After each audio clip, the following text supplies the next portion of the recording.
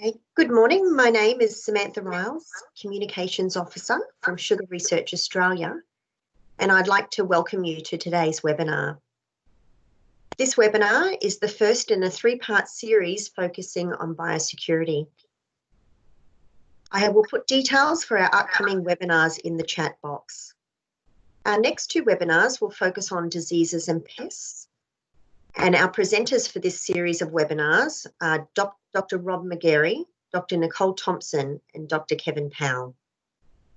In today's webinar, Dr. Rob Magarey will be speaking about epidemics being inevitable and learning from past events. Please note that today's meeting is being recorded. We encourage you to keep your microphone on mute to keep the background noise to a minimum.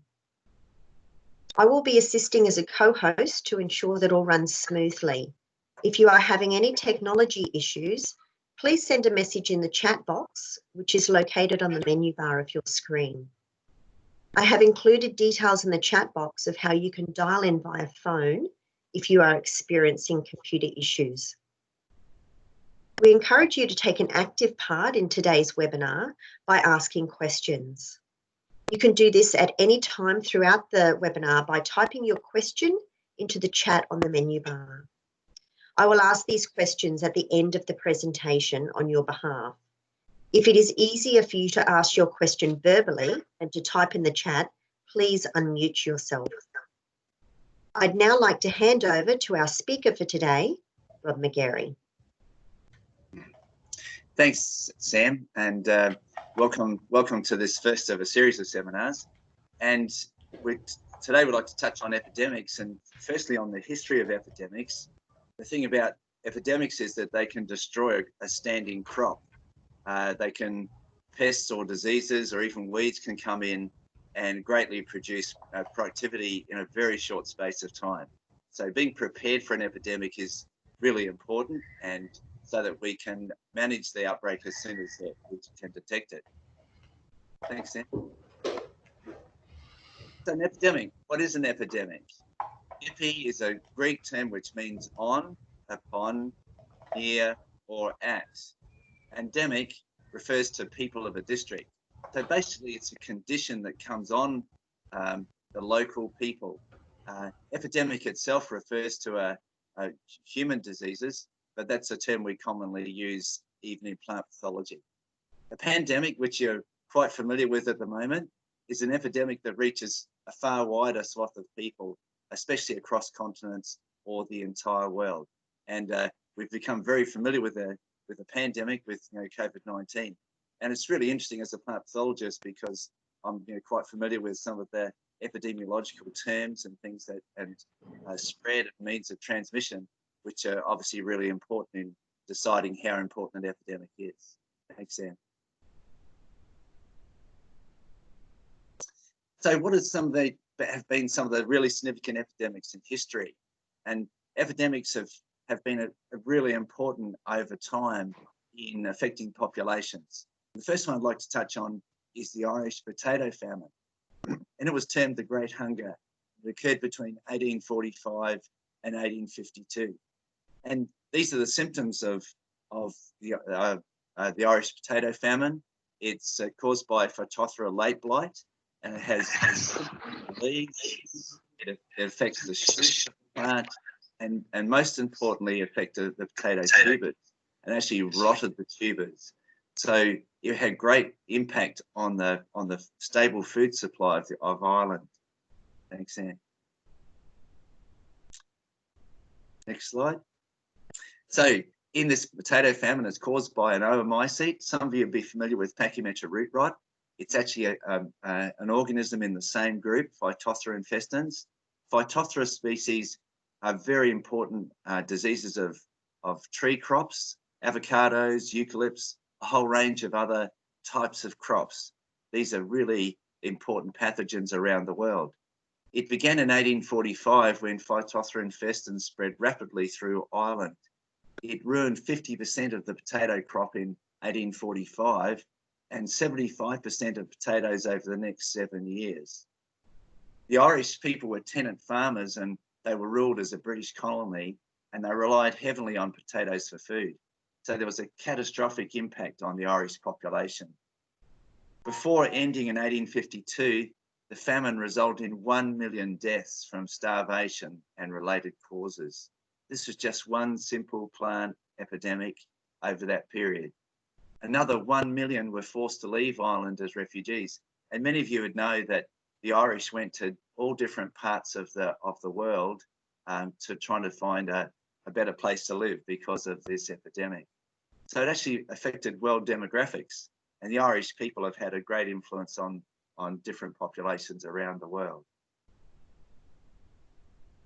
Other epidemics have been equally important. There was the southern corn leaf blight in the USA in the early 1970s. And as many of you know, corn is a major crop in the US, and they had an outstanding variety that they grew right across the corn belt in the US. Thanks, Anne. It was caused by race T of Bipolaris matus, which is a fungus. We actually have a pathogen in that genus, Bipolaris, that affects sugarcane, but fortunately it's only a minor pathogen. So a race developed of this particular fungus. In 1970, 85% of the US cornfields, which is a huge area, 85% of those cornfields were planted with just one variety, Texas cytoplasmic male sterile corn. Variety was highly susceptible to this new race that developed. It forced US breeders to consider, the detrimental effects of planting a single crop, genotype or variety. I guess when you get a really good variety, people want to grow it everywhere. And that's exactly what happened in the US in 1970. So this particular new race that developed, it just came on the scene. It was a mutation, ravaged cornfields and resulted in destruction of the plants, broken stalks, malformed and completely rotted cobs.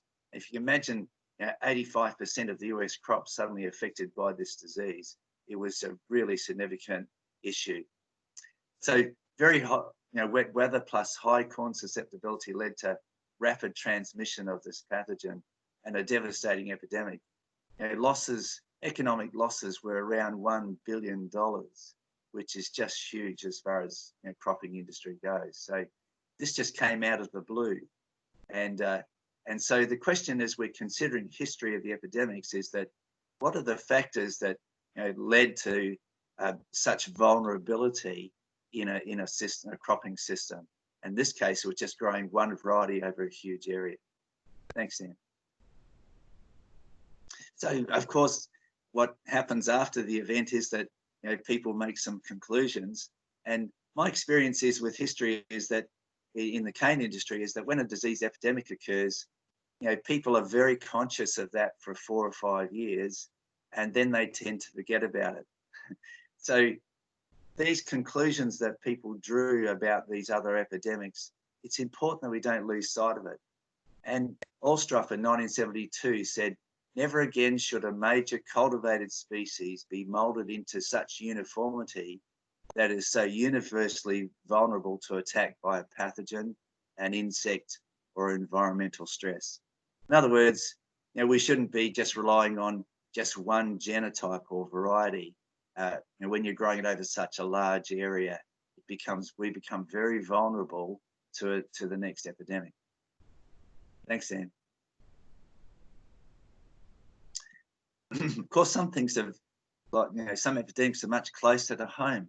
And I'd like to talk about Panama disease in Tully, which is obviously where I'm based. Panama disease is caused by a fungus. It's a soil-borne pathogen, Fusarium cubensi, Pathovar cubensi. In this case, it's tropical race 4. And often it's a strain of a pathogen that does the damage. The natural particular fungal species that's there may be okay, but when a certain strain develops, it can attack the leading variety. Tropical race 4 is ravaging banana crops around the world, and specifically the variety Cavendish, which forms almost exclusively the Australian and the world crop. And so this pathogen was detected, I think initially it was in Southeast Asia, and when it becomes prevalent, there are no management strategies to deal with the actual pathogen. There are no fungicides. There are no rotations. There is it's almost impossible to get rid of it out of the soil. The pathogen will live in the soil for up to 25 years without the banana crop growing. So there's very little that can be done. There was a Panama disease race 1, which wiped out the previous world variety Gros Michel in the 1950s. And Cavendish was found to be resistant to race 1. And so they grew Cavendish all around the world. And at the moment, even in South America, there's large areas of Cavendish variety being grown. And I imagine that they're really worried about what they're going to do should tropical race 4 get to South America. I think it might have already been there, actually, it's at the moment. So there are no effective management strategies. I remember going to the second meeting in Tully after tropical race 4 was found in Tully. And there was a sense of hopelessness because, tropical race 4 has now been found in Tully. We don't have any alternative varieties to grow that are, popular in the public. We've got very limited resistance in the banana plants. And the only thing that could be relied upon was trying to restrict the spread of it. And in other countries, tropical race 4 is spread very quickly. Now, to give the Australian scientists and industry great credit, they've restricted the spread using very good quarantine to try and limit the spread between properties. But there are very few options for managing it other than trying to stop it spreading. And that's not an easy task. But so far, they've managed to do it. But this is a really important disease. Thanks, Sam. We can go on to the next slide. If we just come back one. Okay, so this are the symptoms of tropical race 4. It lives in the soil, it gets into the pseudostem, and you can see the darkening in the stem. That's where the fungus has got into the vascular bundles, and of course it leads to death of the actual banana plant. So at the moment, there's a lot of research looking at alternative resistant type varieties and other forms of management. But until that research is successful, then there's the only thing that can be relied upon is to stop the spread of this particular pathogen. In other places like the Northern Territory, other countries, vast areas of banana country has become unusable and they can't grow bananas on anymore because there's no adequate management strategy. So epidemics are hugely expensive. They can wipe out entire cropping regions and they can come in at a moment's notice. And history tells us that. It tells us that in some places it's caused mass death of people, and also as like the orange potato famine caused huge shifting of populations because of the desperation at the time. Thanks, Sam. So what's happened in sugarcane, and what sort of epidemics have there been? And the history of the Australian sugarcane industry is also one of disease epidemics. There was Fiji leaf gall epidemic in Bundaberg area, Isis area in the 1970s, early 1980s. And the main variety there was NCO 310. There was a minor epidemic of eye spot in northern Queensland in the mid-1970s with Q101. There was leaf scald in the Burdekin in the late 1970s with Q63. There's a Pachymetra root rot epidemic in the 1970s with Q83 and Q90. There's brown rust epidemic in the late 1970s, early 1980s with Q90 as well. Two diseases hit the one variety, and it was pretty devastating. Of course, some of you may recall, if you've been around long enough, the orange rust epidemic in the Herbert central and southern areas in year 2000 in Q124. And of course, the most recent really significant epidemic was sugarcane smut, which affected the whole industry in the late 2000s, first detected in 2006. And there were many varieties affected in those times.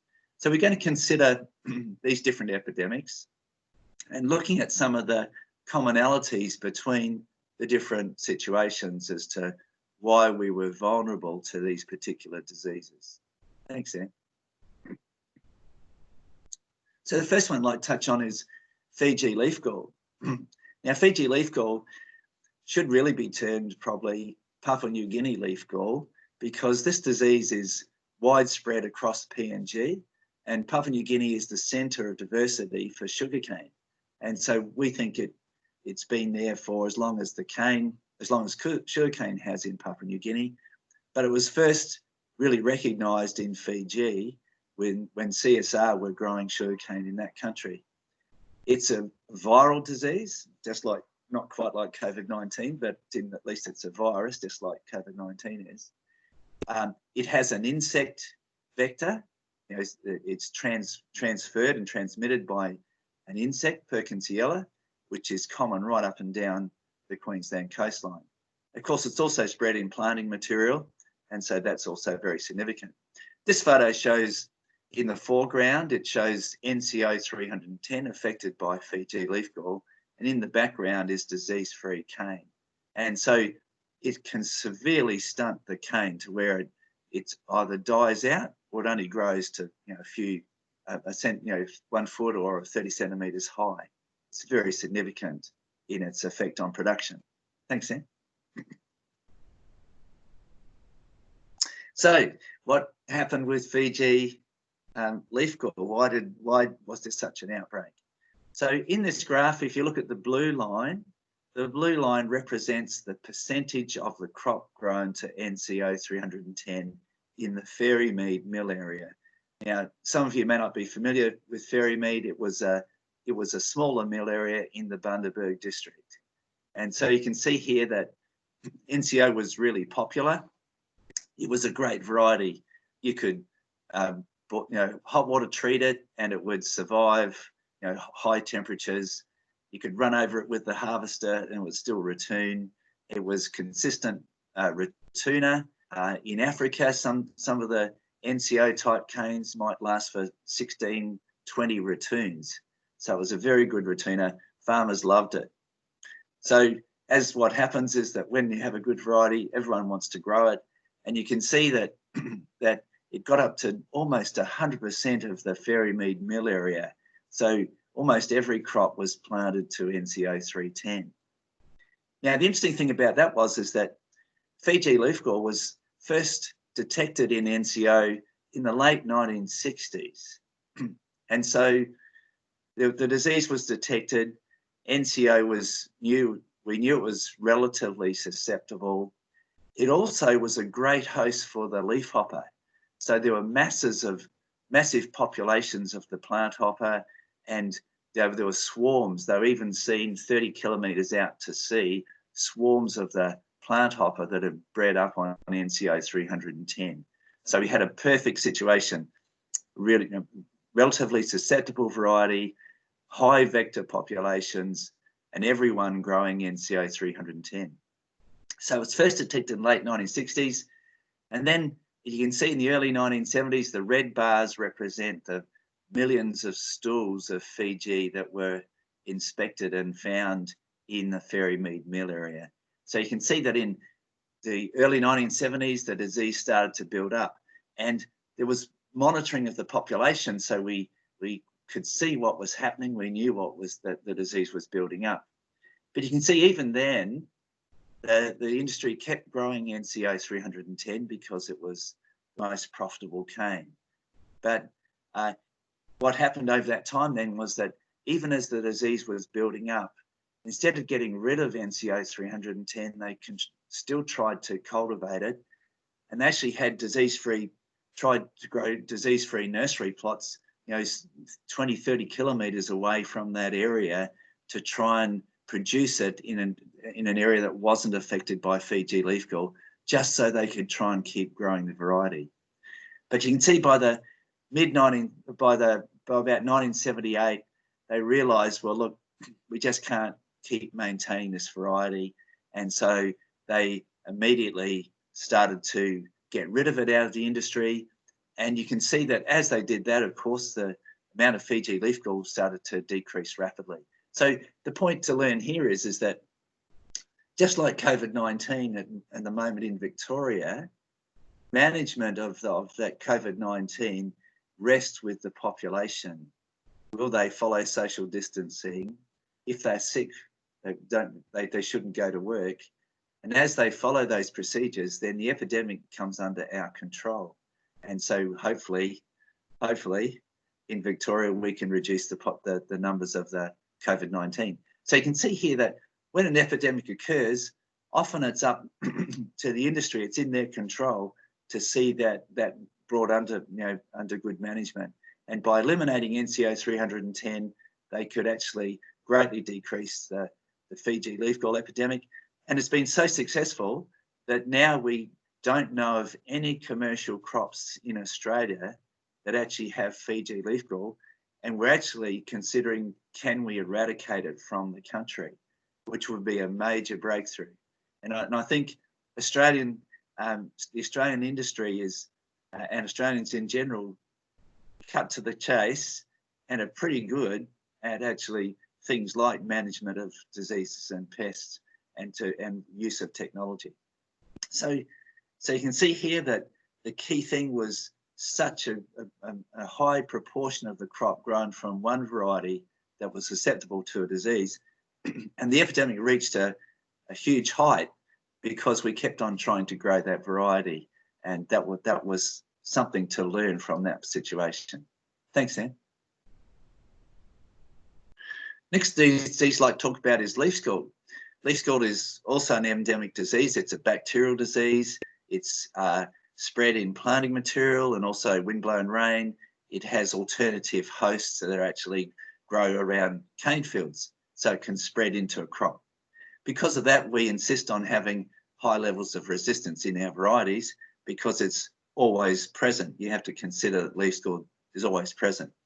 Now, people might say, well, gee, I've never seen leaf scald, and that's because it's been pretty well managed, and so we only release varieties that are resistant. But if we grew a susceptible cane, then you would find leaf scald would get into the crop. Thanks, Sam. So what epidemic occurred here? Well, there might be a few people who remember Q63. Q63 was a great variety. It grew on riverbanks. It was pretty high yielding. It had very high CCS. There were even some crops that went a CCS of 19 or 20. I don't think the yield was great in those crops, but it was a high CCS cane. And so this crop was a major variety in the Burdekin in the 1960s and early 1970s. And of course, it had grown, as you can see from the graph, again, the blue line is the percentage of the crop grown to Q63.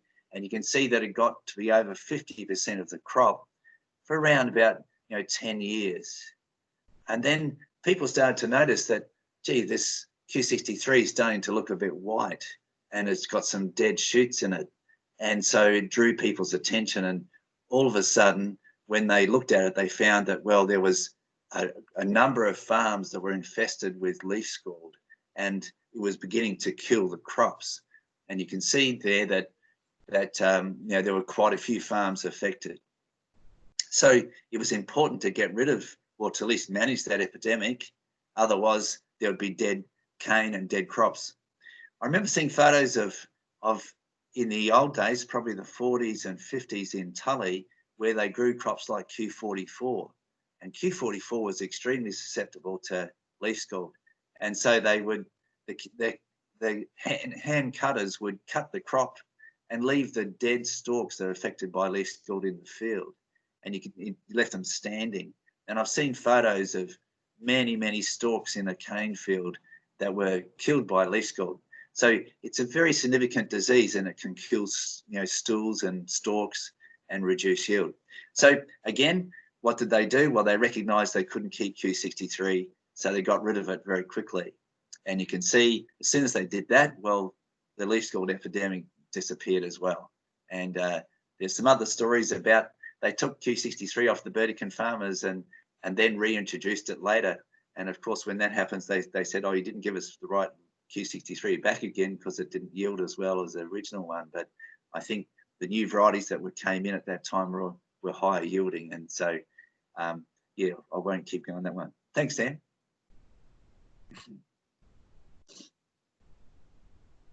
So next epidemic. brown rust. Brown rust hasn't been in Australia all that long, although I guess 1978 is quite a while ago now. It was an exotic disease that was present around the world in sugarcane industries, and in 1978, it just blew into Australia. It was first found in the Hambledon mill area in 1978, and within 12 months, it had spread down the entire East Coast industry. And it greatly affected some canes like Q90, which was very popular at the time. Thanks, Sam. Again, if you look at this situation, you can see that here's the graph of Q90 in Northern Queensland, percentage of the crop. And so you can see that it was a very popular cane, Q90. I remember Q90 was, was a good crop, a good variety when I first started in the sugar industry.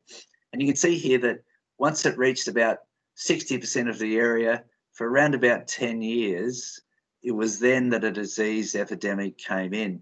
And in this case, it was an exotic disease, something that had blown in from overseas. And rust pathogens, they produce the spores from the rust pathogens can spread very long distances in wind, and they can spread between countries relatively easily. Now there's a tawny rust, a third rust that's in Africa.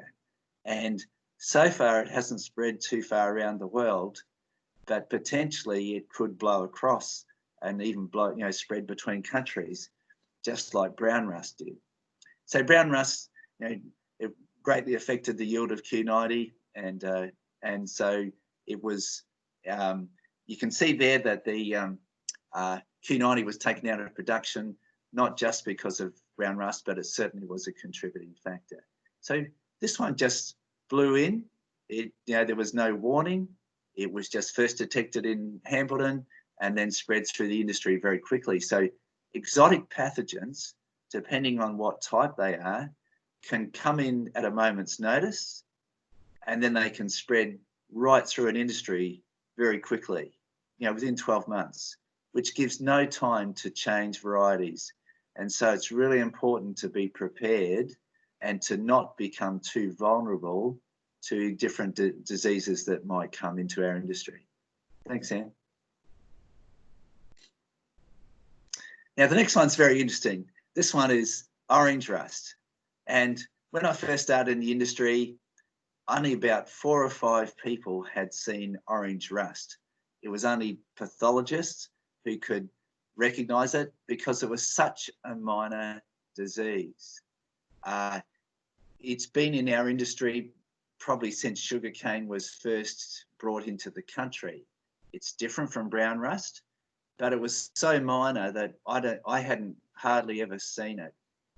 I remember coming back from holidays in the year 2000, and I got a letter from John Agnew, some of you might know, who was in the Central District, and he sent me a photo of this leaf disease in Q124, and he said, Q124 doesn't normally get rust, but here's this rust in Q124. We're concerned, and that was in January 2000.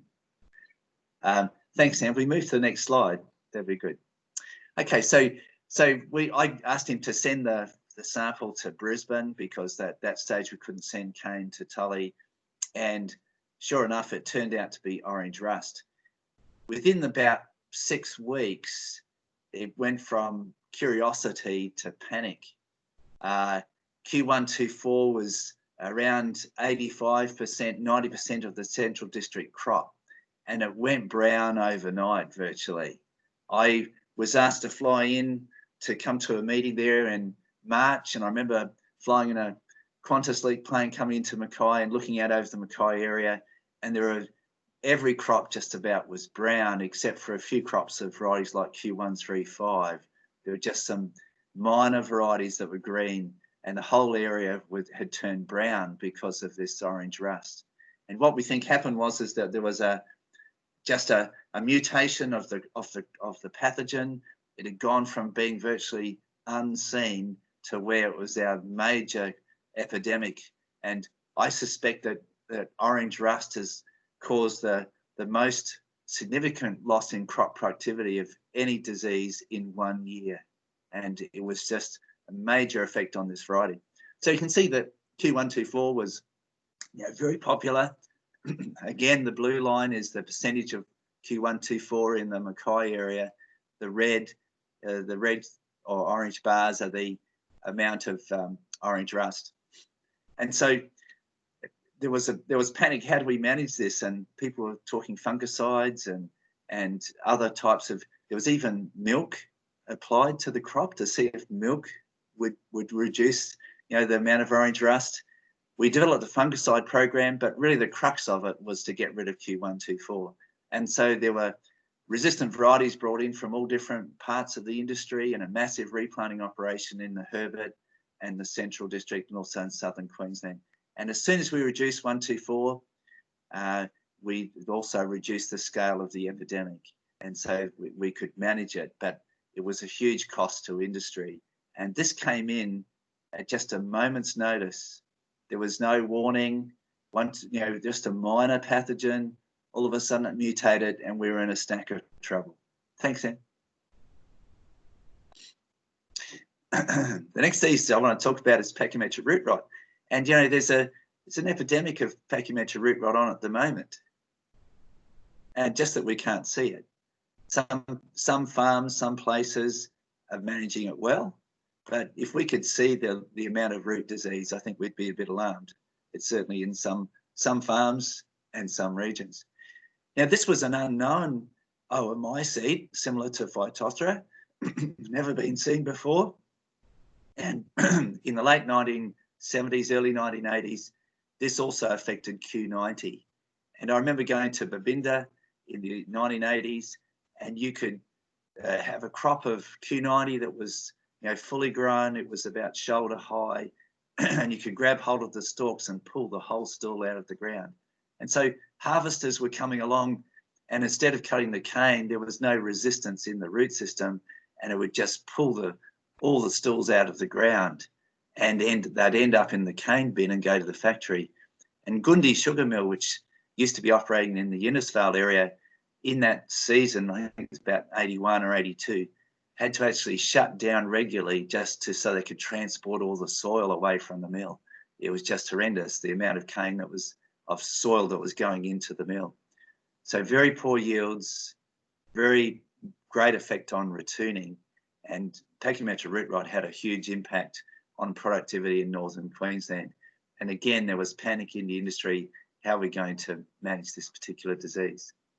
Thanks, Dan. Next slide. So here's a graph showing that when pachymetra root rot was first observed, was in 1967 in Sugarcane, just north of Babinda. And the height of the epidemic was in around the late 1970s, early 1980s. And this blue line shows you the amount of Q90 that was grown. And someone's asked me, well, how much pachymetra root rot was there around in that period? Well, we didn't even know what caused it, so we couldn't measure it. And it's in the soil, and we didn't have an assay, so we had no idea. What the main issue was is that how poor the crop production was. And so we got rid of Q90, still trying to understand actually what the condition was. So you can see that pathogens may come from overseas. They might be a quick and rapid mutation of a current pathogen, or it could be completely new pathogen that we don't know anything about. So it's really important to try and keep on top of diseases and to be prepared. Thanks, Dan.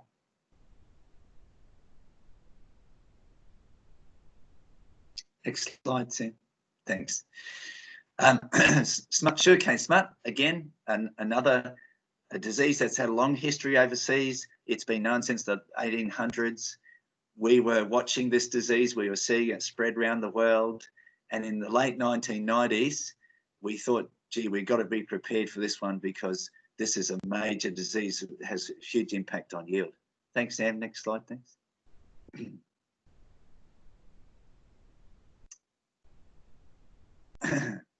Next slide. Thanks, Sam. So it's caused by a fungus. It's it has very small spores. You can see the top photo is electron micrograph of the spores. They're tiny. They're easily windborne.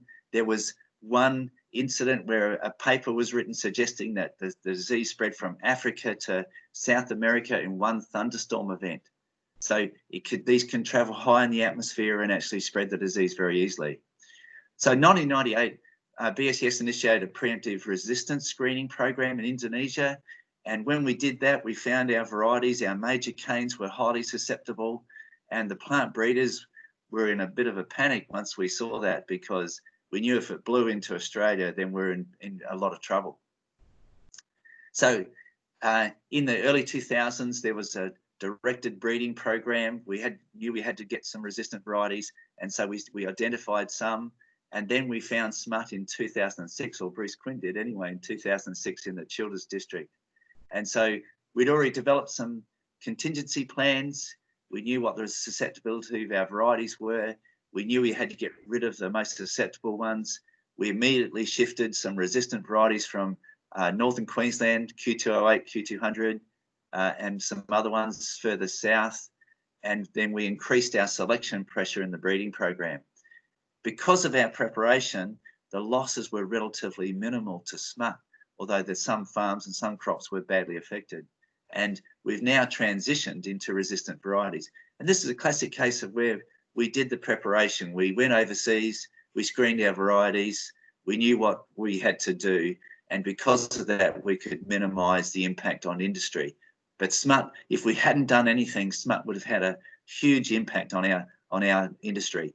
Popular varieties like Q166, 174, Q157, 158 they were widely planted, would have been really badly affected. So we quickly could transition out of that to manage the disease.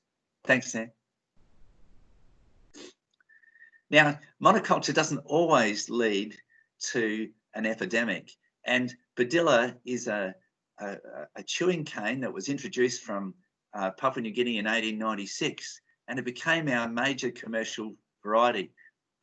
In survey of PNG, we went to the village where this cane was collected, and Badila is the garden cane you often see grown. And we went there and they actually said, yeah, this is Badila. We actually went to where they got Badila from. And these are information, data showing how widely it was grown in northern Queensland. And in those days, there were relatively, the cropped area was relatively small. So farms were more isolated. There wasn't as much cane. And this variety survived, didn't actually get taken out by a disease, which is pretty unusual.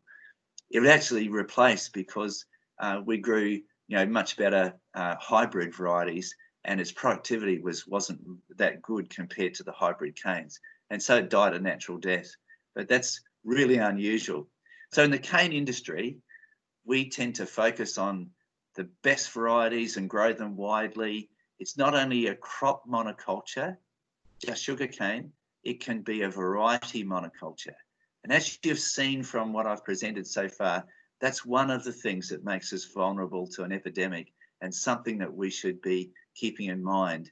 That's what history tells us. Thanks, Sam. So just to remind you what Badila looks like, you can see this is a stool of it, and it's very popular. So why no epidemic? Well, less intense production, smaller fields spaced further apart, short crop cycles in those days, a plant and first return or maybe second return, less opportunity for disease escalation. And I've seen that similar thing when I've gone across communities in Northern Australia, that when sugarcane is just in very small quantity, just isolated stools, it remains relatively healthy. Thanks, Sam. So here are the epidemics. How were the epidemics managed and controlled? Well, I guess the most dominant thing is resistant varieties.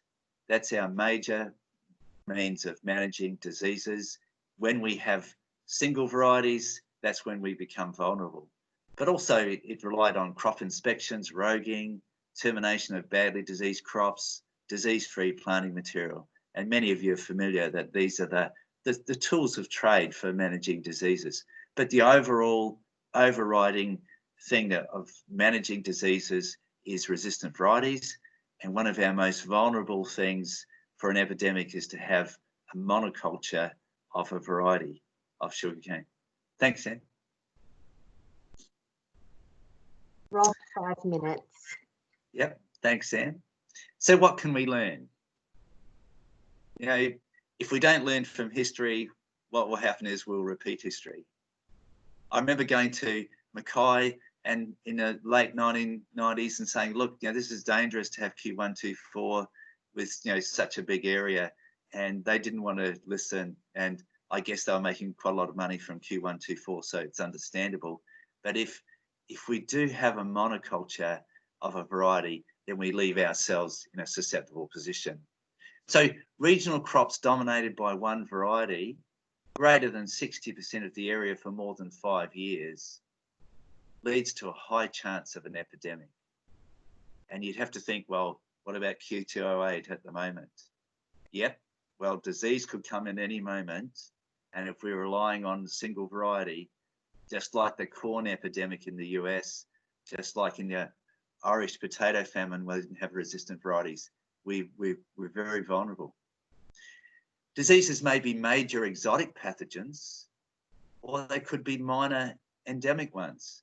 You know, orange rust, virtually never seen, only a few people could recognize it, suddenly became one of our most important disease epidemics.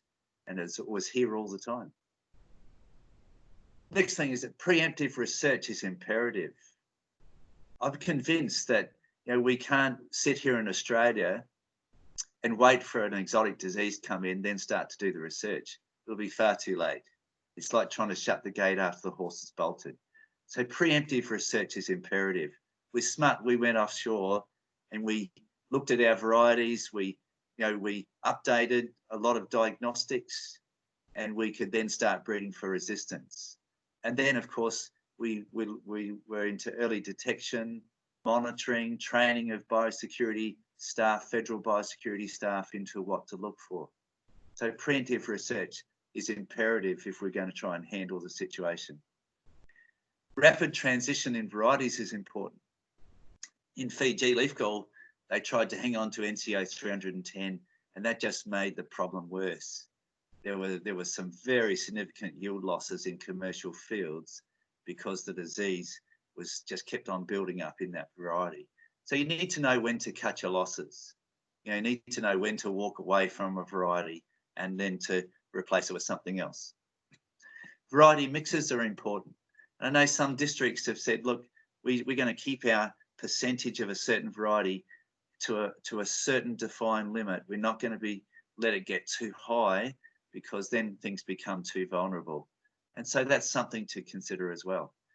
We put all these things together, then we come up with a strategy that's going to really help us minimize the number of epidemics and then also the extent and the effect of these epidemics.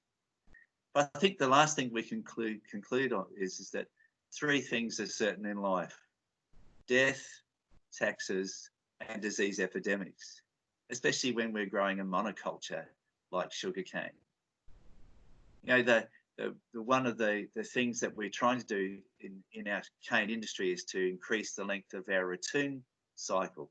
You know, we'd like to go to 5, 6, 7, 8 ratoons.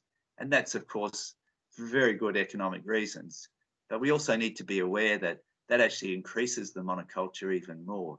So it's not a question of saying, let's don't go there, but it's to think, well, let's not rely on one variety and being a very good ratooner like NCO 310 and everyone grow it. And then we've got this really long monoculture of a single variety. So the final thing I'd suggest is that it's not if there will be another disease epidemic, but it's just a question of when. And it's also a question of what will it be? And at this stage, we've got no idea. It could be an exotic pathogen like sugarcane whiteleaf. It could be ramu stunt, downy mildew, or it could be even a very minor pathogen that we have here all the time. It could be eye spot. It could be something else that we have that we know about already, but it might mutate to affect our industry. So how do we set up our industry so that it's not as vulnerable? And I think these are the things, the lessons we can learn from this particular slide, is that be prepared, don't rely too much on one variety, and then to to rapidly transition and be prepared to transition from varieties that are highly susceptible. And variety mixes are important. So with that, I'd like to thank you for your attention. And I think that's it. Thanks very much, Rob. I'll let you all know that I've put a link to a survey in the chat box.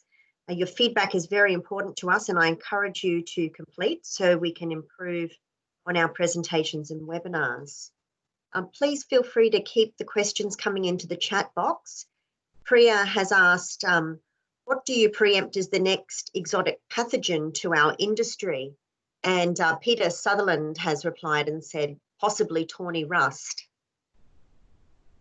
So if I could put it this way, tune into the next episode, because I think Nicole's going to talk about threats in her seminar, and she'll probably sum up some of the risks and things from some of the other potential disease epidemics. I think at this stage there are things that we're working on in Indonesia, like sugarcane streak mosaic.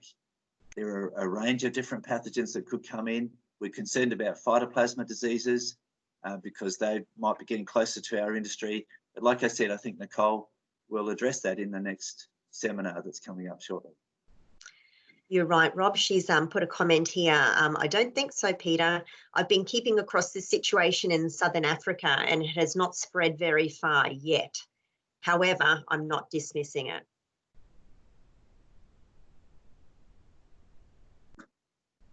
Okay, so if anybody wants to add any more questions into the chat box, also feel free to just turn your microphone on if you would like to verbally ask your questions.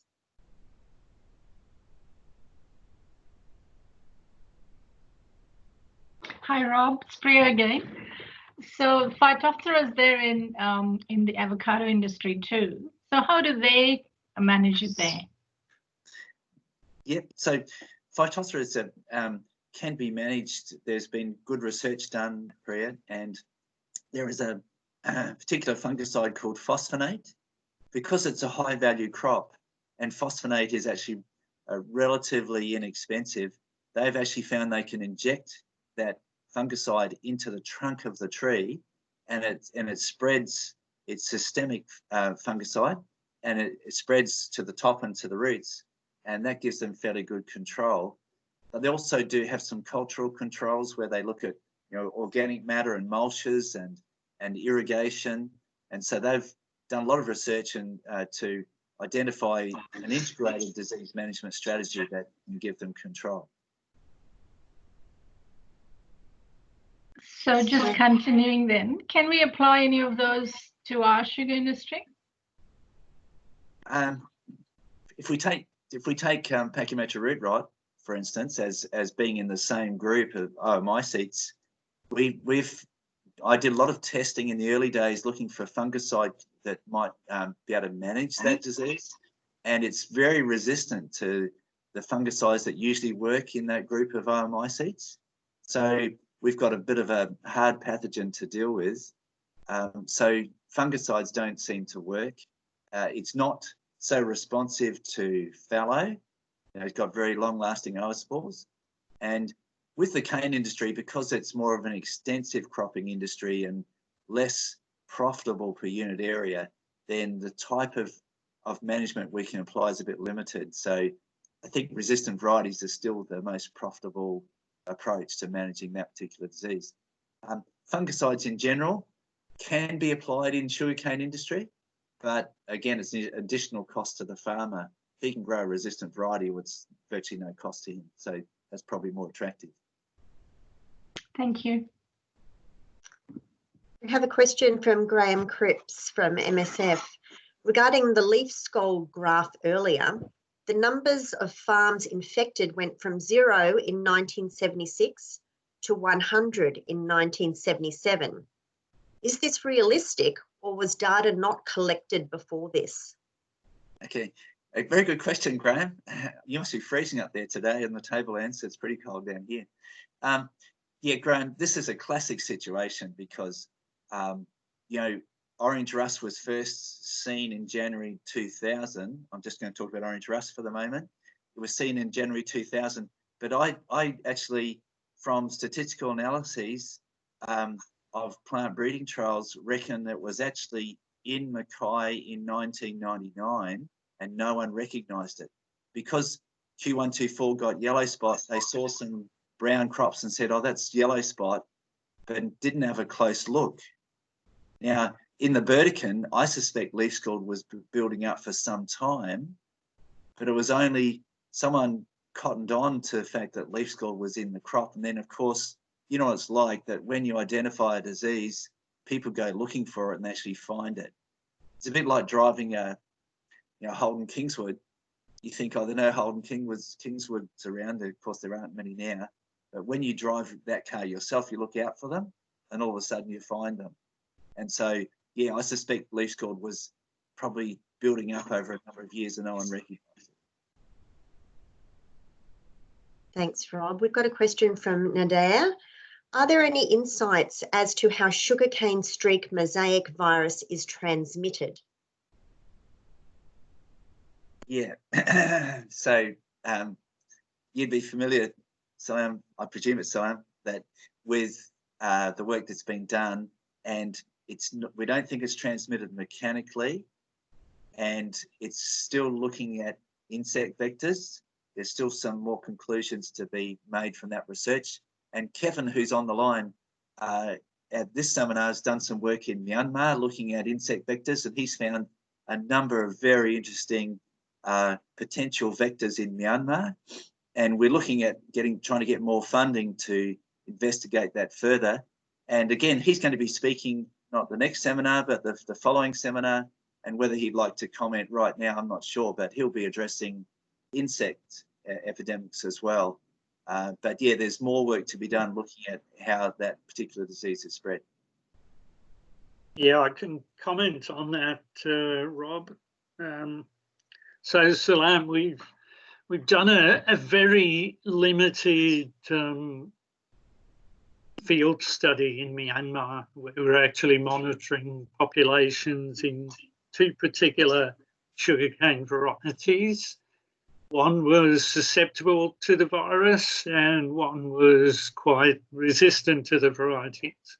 What we actually found was there are a number of different potential vectors there which tested positive for the virus, but that doesn't mean that they're actually efficient transmitters of the virus. So follow-up work needs to be done with some of these potential vectors to see whether they can effectively transmit the virus to sugarcane. And that's work that we hope will be done down the track, and we're looking at ways to get funding for that. If I can just comment and say that reflects the type of work that the Australian sugar industry has done by doing extensive work in PNG, Indonesia, Southeast Asia, doing the preemptive work that's needed so that we can understand these diseases. And Kevin's work there's a classic case of doing a lot of investigation that prepare this industry for any future epidemic. And I'd just also say that the diversity of potential vectors in Myanmar was much greater than the diversity of, I was in particular looking at leaf hoppers and plant hoppers and aphids, and they have a much greater diversity of pests within those groups in Myanmar than we do in Australia. So we certainly don't want to get some of those potential vectors coming in. So this preemptive work is really important. Thank you. Okay, we have a question here from Gus. With increasing climate extremes, do you see more incursions of some of these diseases from PNG and other countries?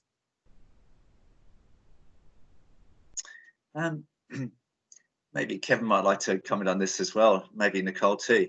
I think, to me, the most important thing that's happened in the last 20, 30 years is the amount of travel that occurs between different countries and the relative accessibility of these, of the world, I guess, to Australia. So climate change may, of course, influence the conditions and could have quite a significant effect on whether a pathogen will take off or not and become a problem. And so it's a little bit unpredictable. I know Nicole's done a little bit of work looking at environment with diseases and climate change, but I think it's exclusion and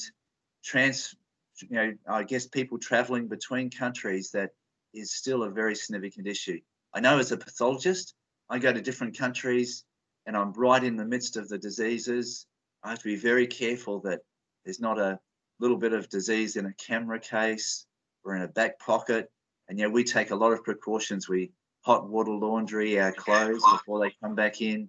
We sterilise our shoes.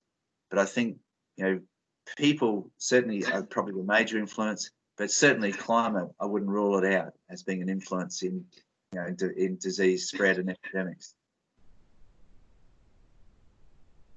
I can add a little bit to that. So Gus, we have sort of looked a little bit into zones. So as we know, in Australia, the industry is over quite a large range of climates. So you would expect, and pathogens and pests have their sort of best for the entomologists and the pathologists, the best situations in regards to the preferred climate for its own replication and transmission. So it's definitely a possibility because Australia has such a wide climate, not only of diseases coming in, but also of diseases that are already here spreading further if the climate changes in such a way to make it that some areas, the risk factors change with regards to climate in those areas. So it's an area that I'm interested in, that I would like to do future research in. Thanks, Nicole. Another question here from Danielle. What do you think the sugar industry can learn from the outbreak of Panama TR4, the response, implementation of better on-farm hygiene and biosecurity? Yeah, thanks, Dan. I think you're pointing out some very good things. One of the things that Tropical Race 4 has done for the banana industry is to really up the ante as far as their quarantine, their farm quarantine. And many of them have erected fences to stop animals' movement between plantations, to stop people just coming on to their farms and maybe taking on mud and spreading the disease. They've had very good entry points to the farm, and as you know, Dan, they've had Mackay's and people like that have had lots of different precautions, foot washes, and then vehicle decontamination, a range of things like that. And I think the sugar industry could take a leaf out of that. And I know that Kevin is also very keen on that as well, that researchers and individual cane farmers take a lot more precaution about allowing the spread of soil and potential pathogens and insects onto their farm. So yeah, I think the banana industry's done generally a great job in picking up their quarantine, and I think the cane industry could take a leaf out of their book as well in relation to exclusion of pathogens. Of course, some that blow in, you can't do much about that, but certainly the soil-borne disease ones, I think there's more that we can do. Kevin, I don't know if you want to comment on that.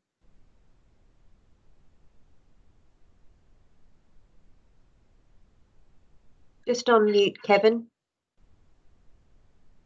Yeah, in a lot of industries, there is quite a very strong emphasis on farm biosecurity. And I think in terms of if an exotic gets in, we probably really need to up the ante on farm biosecurity,